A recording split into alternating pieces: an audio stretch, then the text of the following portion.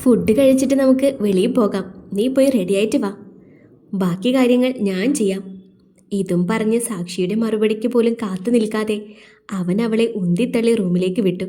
സാക്ഷിയെയും കൊണ്ട് സിദ്ധു ആദ്യം പോയത് കാറിൻ്റെ ഷോറൂമിലേക്കാണ്. നിനക്ക് ഇഷ്ടപ്പെട്ട കാർ ഏതാ സാക്ഷി? ഓടി. എന്താ, വാങ്ങാൻ പ്ലാനുണ്ടോ? പെട്ടെന്നുള്ള അവളുടെ പുച്ഛം കണ്ട് ഒന്ന് ചിരിച്ചു അവൻ. ഓടിയൊക്കെ തൽക്കാലം പ്ലാനില്ല. പിന്നെ എൻ്റെ ഭാര്യയ്ക്ക് അത്ര നിർബന്ധമാണ് എങ്കിൽ ഒരുപാട് വൈകാതെ നമുക്കൊരെണ്ണം വാങ്ങാം. ഇതിപ്പോൾ ഞാൻ ചോദിച്ച കാര്യത്തിന് ഉത്തരം പറ. എനിക്കറിയില്ല കണ്ണേട്ടാ കാറിൻ്റെ കാര്യങ്ങളൊന്നും. ഇപ്പോൾ എന്തിനാ പെട്ടെന്ന് കാറ്? നമുക്ക് ബുള്ളറ്റ് ഉണ്ടല്ലോ. പിന്നെ വെറുതെ എന്തിനാ ഏട്ടാ ആവശ്യമില്ലാത്ത ചിലവുകൾ? ഒരു പൊട്ടിപ്പെണ്ണിൽ നിന്നും പക്വത എത്തിയ ഭാര്യയായി അവൾ സംസാരിക്കുന്നത് അവൻ ശരിക്കും കൗതുകമായിരുന്നു.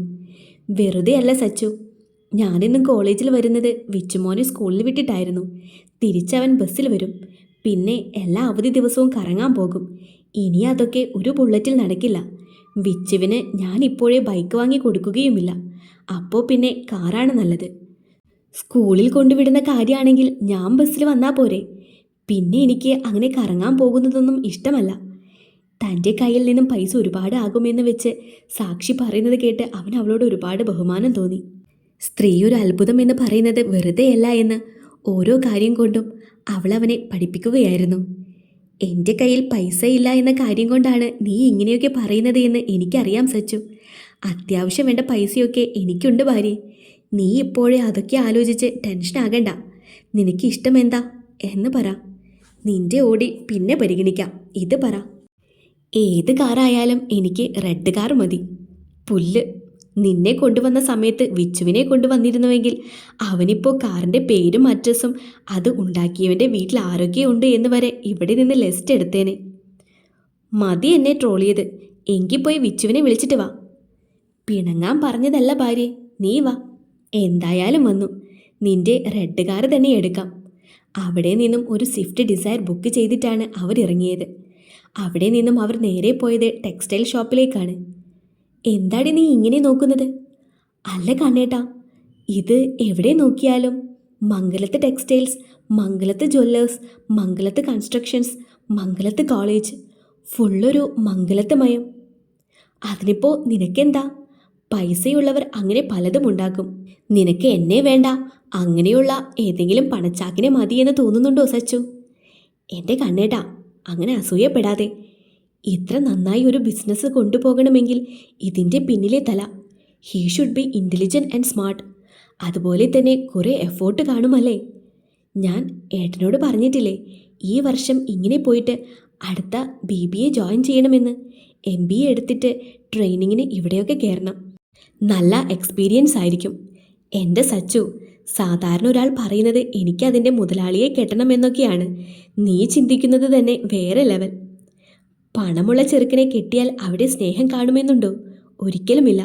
സ്നേഹിക്കാൻ അറിയാവുന്ന, മനസ്സിലാക്കുന്ന, ഏത് സാഹചര്യത്തിലും ചേർത്ത് നിർത്തുമെന്ന് ഉറപ്പുള്ളവൻ്റെ കൂടെ ജീവിക്കാനാണ് ഏതു പെണ്ണും ഇഷ്ടപ്പെടുന്നത്. പൈസ നമ്മുടെ ജീവിതത്തിൽ ആവശ്യമാണ്, പക്ഷേ ഒരിക്കലും അതിനു വേണ്ടി ജീവിക്കരുത്. I am so proud of you my wife. ഇനി ഇതും പറഞ്ഞ് നിൽക്കണ്ട. നമുക്ക് കുറച്ച് ഡ്രസ്സ് എടുത്തിട്ട് ജ്വല്ലറിയിൽ കൂടി പോകണം. എന്നിട്ട് നിൻ്റെ വീട്ടിൽ പോകണം. അർജുൻ്റെ കാറാണ്, വൈകിട്ട് അത് തിരിച്ചു കൊടുക്കണം. ചേട്ടാ, താലിമാല ഇടാൻ പറ്റിയ ഒരു ചെയിന്, പിന്നെ ഒരു ബ്രേസ്ലെറ്റ്, ഡെയിലി യൂസിനുള്ള ഒരു കമ്മലും 2 വളയും ഒരു പാദസരവും, പിന്നെ എന്നും ഇടാൻ പറ്റിയ ഒരു ഡയമണ്ട് പെൻഡൻറ്റും റിങ്ങും കൂടി. ജ്വല്ലറി ഷോപ്പിൽ കയറി സിദ്ധു പറയുന്നത് കേട്ട് കണ്ണും തള്ളി ഇരുന്നു പോയി സാക്ഷി. നിങ്ങൾക്ക് എന്താ കണ്ണേട്ടാ, ഇതെല്ലാം കൂടി ഒരുമിച്ച് വാങ്ങുന്നത് എന്തിനാ? ഒന്നും മിണ്ടാതിരിക്കുവോ സച്ചു നീ? രാവിലെ മുതൽ തുടങ്ങിയതാണ്. അത് വേണ്ട, ഇത് വേണ്ട. നീ എന്തെങ്കിലും വേണമെന്നൊന്നു പറയോ? ഡ്രസ്സ് എടുക്കാൻ കയറിയ സമയം പോലും നീ കുറഞ്ഞത് നോക്കിയെടുത്തു. നിന്റെ കാര്യങ്ങളിൽ പിശുക്ക് കാണിക്കാൻ വേണ്ടി അത്രയ്ക്ക് ദാരിദ്ര്യം പിടിച്ചവനല്ല ഞാൻ. എൻ്റെ ആഗ്രഹത്തിന് എന്തെങ്കിലും വാങ്ങാൻ പോകുമ്പോൾ ഉടൻ പറയും വേണ്ട വേണ്ട എന്ന്. ശരിക്കും നിന്റെ അസുഖം എന്താ? ഓഹ്, ഒന്നുമില്ല കണ്ണേട്ടാ. ഏട്ടൻ്റെ ഇഷ്ടം, ഉള്ളത് വാങ്ങിക്കോ, ഞാനൊന്നും പറയില്ല. ഇതും പറഞ്ഞ് മുന്നിലിരുന്ന ബോക്സിൽ നിന്നും വെറുതെ ഓരോന്ന് എടുത്ത് നോക്കി അവൾ. നിനക്ക് അടുത്ത ആഴ്ചയല്ലേ കോളേജിൽ ഡിപ്പാർട്ട്മെൻറ്റ് ഫെയർവെൽ? നിങ്ങൾ ജൂനിയേഴ്സിൻ്റെ ഡ്രസ് കോഡ് എന്താ? സാരി. ചേട്ടാ, ഒരു ആൻറ്റിക് ലക്ഷ്മി മാലയും കമ്മലും അതിൻ്റെ 2 വളയും കൂടി. എല്ലാം പാക്ക് ചെയ്ത് തിരിച്ച് കാറിൽ വന്ന് കയറിയപ്പോഴാണ് സിദ്ധു അവളുടെ താലി ഒഴിച്ച് ബാക്കി സ്വർണമെല്ലാം അഴിക്കാൻ പറഞ്ഞത്. കാര്യം എന്താ എന്ന് നല്ലതുപോലെ അറിയാവുന്നത് കൊണ്ട് അവൾ ഒന്നും പറയാതെ തന്നെ സ്വർണമെല്ലാം അവൻ്റെ കയ്യിൽ കൊടുത്തു. സിദ്ധു തന്നെ പുതിയത് വാങ്ങിയതിൽ നിന്നും ഒരു വളയും ബ്രേസ്ലെറ്റും മോതിരവും കമ്മലുമെല്ലാം അവൾ കിട്ടുകൊടുത്തു. കൂട്ടത്തിൽ എസിൻ്റെ ഉള്ളിൽ ഒരു ചെറിയ എസ് ഉള്ള മാലയും. ഇതെല്ലാം കണ്ടപ്പോൾ അവൾക്ക് സന്തോഷമായി. എങ്കിലും അവൻ പറഞ്ഞതാലോചിച്ചപ്പോൾ അറിയാതെ തന്നെ അവളുടെ കണ്ണുകൾ നിറഞ്ഞു. ഒരിക്കലും മറ്റൊരർത്ഥത്തിൽ പറഞ്ഞതല്ല. ആവശ്യമില്ലാതെ പൈസ ചിലവാക്കണ്ട എന്ന് ഉദ്ദേശിച്ചുള്ളൂ. Sachu, I am sorry. It's okay. പെണ്ണെ, പെട്ടെന്നുള്ള ദേഷ്യത്തിൻ്റെ പുറത്ത് പറഞ്ഞു പോയതാണ്, അല്ലാതെ മനഃപൂർവ്വമല്ല. അറിയാൻ കണ്ടേട്ടാ, നമുക്ക് വീട്ടിൽ പോവാം. വൈച്ചു ഒറ്റയ്ക്കാണ്. അത് നീയൊന്നെൻ്റെ മുഖത്ത് നോക്കി പറയടി. ഇതും പറഞ്ഞ് സച്ചിയെ അവൻ്റെ സൈഡിലേക്ക് തിരിച്ചതും പെണ്ണൊരു പൊട്ടിക്കരച്ചിലോടെ അവനെ പുണർന്നതും ഒരുമിച്ചായിരുന്നു. ഞാൻ വേറെയൊന്നും ഉദ്ദേശിച്ചല്ല കണ്ണേട്ടാ. വെറുതെ എന്തിനാ അധിക ചെലവ് എന്നേ ഉദ്ദേശിച്ചുള്ളൂ, അല്ലാതെ ഏട്ടൻ.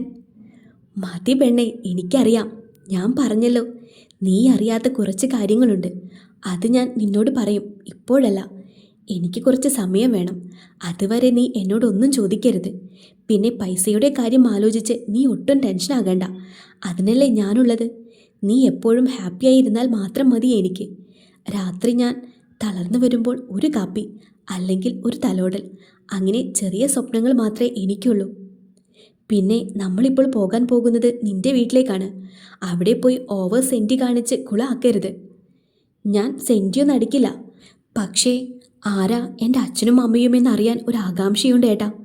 പക്ഷേ അവരെന്തിനെന്നെ, നമ്മളെ. വീണ്ടും അവളുടെ കണ്ണു നിറയുന്നത് കണ്ടതും സിദ്ധു ചൂടായി. എന്ത് പറഞ്ഞാലും എന്തിനാടി നീ ഇങ്ങനെ കരയുന്നത്? നിന്റെ ആരെങ്കിലും ചത്തോ? ഇന്നലെ ഞാൻ പറഞ്ഞു, ഞാൻ തട്ടിപ്പോയിട്ട് ഇങ്ങനെ കിടന്ന് കരഞ്ഞാൽ മതിയെന്ന്. ഒരു ചെറിയ കാര്യത്തിന് പൈപ്പ് തുറന്നിട്ടതുപോലെ വെള്ളം നിനക്കൊക്കെ എവിടെ നിന്നും വരുന്നു ഉണ്ടക്കണ്ണി? ബാക്കിയുള്ളവർ കുളിക്കാൻ കയറിയാൽ പോലും അര ബക്കറ്റ് വെള്ളം കാണില്ല. ആയുഷ് ഫോണിൽ നോക്കി ഇരിക്കുമ്പോഴാണ് അർപ്പിത അവിടേക്ക് കയറി വന്നത്. എന്തിനാ അപ്പുവേട്ടാ സാക്ഷിയോട് ഇങ്ങനെയൊരു ചതി ചെയ്തത്? ഞാൻ സാക്ഷിയോട് എന്ത് ചതി ചെയ്തു എന്നാണ് നീ പറയുന്നത്? ഞാൻ കണ്ടതാണ്. സിദ്ധുവേട്ടനും സാക്ഷിയും ആ മുറിയിലേക്ക് കയറിയ ഉടനെ ചേട്ടൻ പോയി റൂം ലോക്ക് ചെയ്യുന്നതും അടുത്ത് നിന്ന ആളോട് എന്തോ പറഞ്ഞതും. നിങ്ങളുടെ പ്രപ്പോസൽ റിജക്റ്റ് ചെയ്തു എന്നല്ലാതെ ഏട്ടനോട് എന്ത് തെറ്റാണ് അവൾ ചെയ്തത് ഇങ്ങനെയൊക്കെ ദ്രോഹിക്കാൻ? സ്വത്തിന് വേണ്ടി എന്ന് പറയണ്ട, അത് കള്ളമാണ് എന്ന് എനിക്കറിയാം. ഞാൻ അവളെ ഇന്നലെ വരെ ദ്രോഹിച്ചു.